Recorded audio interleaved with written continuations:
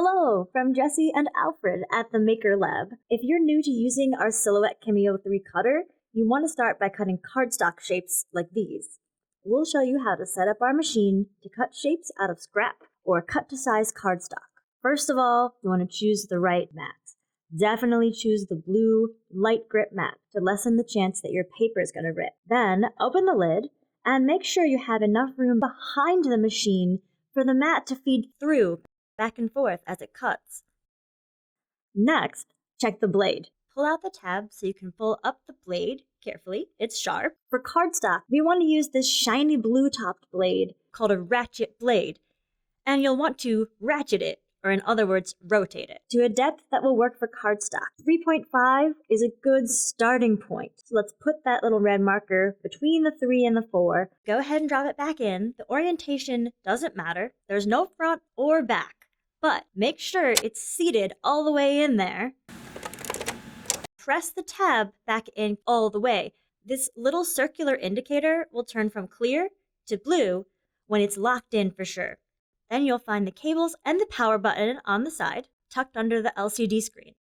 If it's not already connected, attach one of the laptops marked Cameo via the USB. And power on! This takes a bit, so let's prep the mat. Peel off the nonstick liner and slide it under the silhouette because we'll need it later. Next, we'll affix the cardstock to the mat. Take your time and smooth it onto the mat securely. You don't want it to come loose from the mat while it's being cut. Note, if your design is small, please cut your cardstock to size or use a scrap it will fit on, because placing a whole sheet of cardstock on the light grip mat when you don't need it will wear out its stickiness pretty fast. Be sure to measure the piece at its narrowest parts to make sure your design is actually going to fit. And very important, we're going to need to load the mat just so, or it can come loose from the rollers. There's a blue line with arrows pointing to it, and you'll butt your mat right up against that, but not over it. Let's zoom in. Okay, just like that. Then hold the mat against the rollers with one hand. You need to make sure the mat is pushed up against both the roller on the left and the right roller. Use your other hand or ask a friend to firmly press load on the LCD.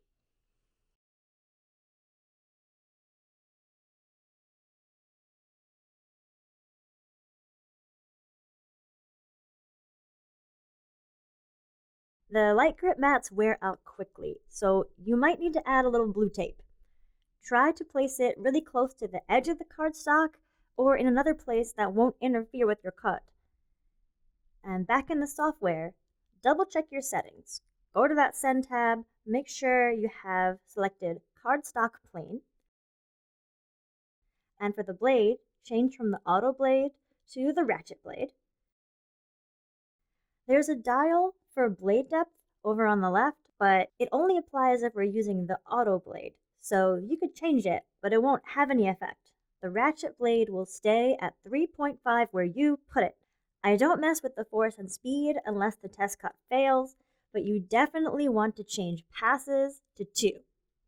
2 passes are going to work best on cardstock. Then you can go down and click the test button, unless the cutter is saying it's unavailable.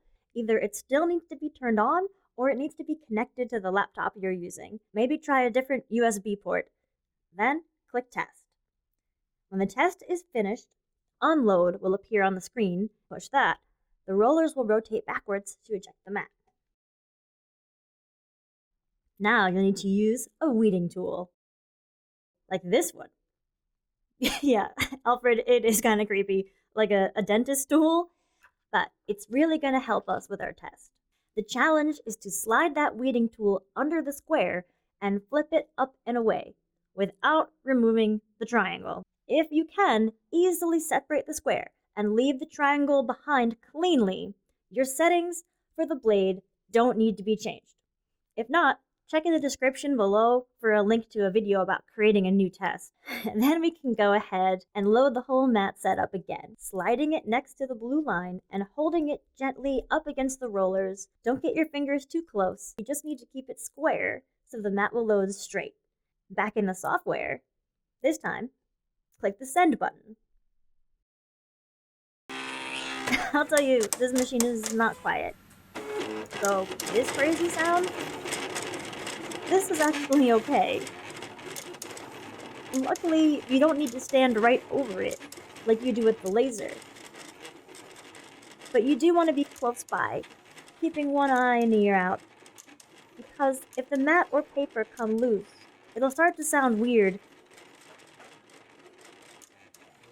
And you can stop the job using the LCD screen. Push pause and then push cancel.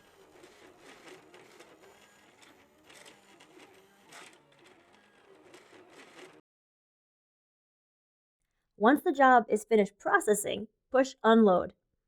Now is when you need that clear plastic liner. If there is blue tape, go ahead and remove that. Then you'll need to flip the mat so that it's face down on the liner. The sticky side should be against the clear sheet. Then you want to curl the mat up and away from the liner. Curling it helps the paper detach. I know, it can be magical. You are actually pulling the mat away from the paper. And the background will probably come off first. So remove that, put it aside, and repeat to get your shapes to peel off too.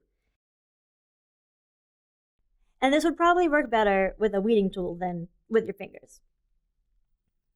In any case, this is the best way to get your cuts off the mat because it means your shapes won't curl up or rip as you remove them, and the mat won't stick to the table or your hands and get worn out.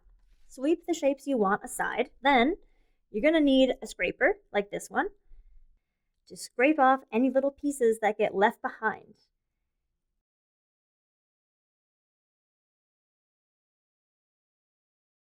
Even better, you can use the liner to keep your hands from sticking to the mat while you do this and wearing it out.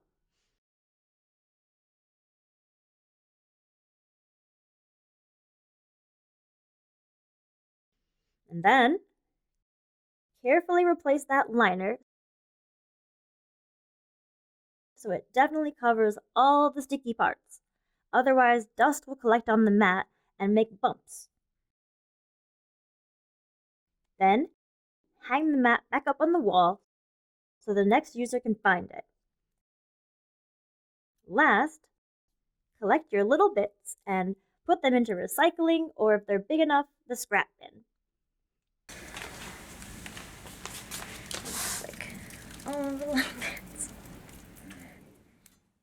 All right, now you're going to make your own shapes and make an appointment to come in. Remember to be patient with the machine and with yourself too.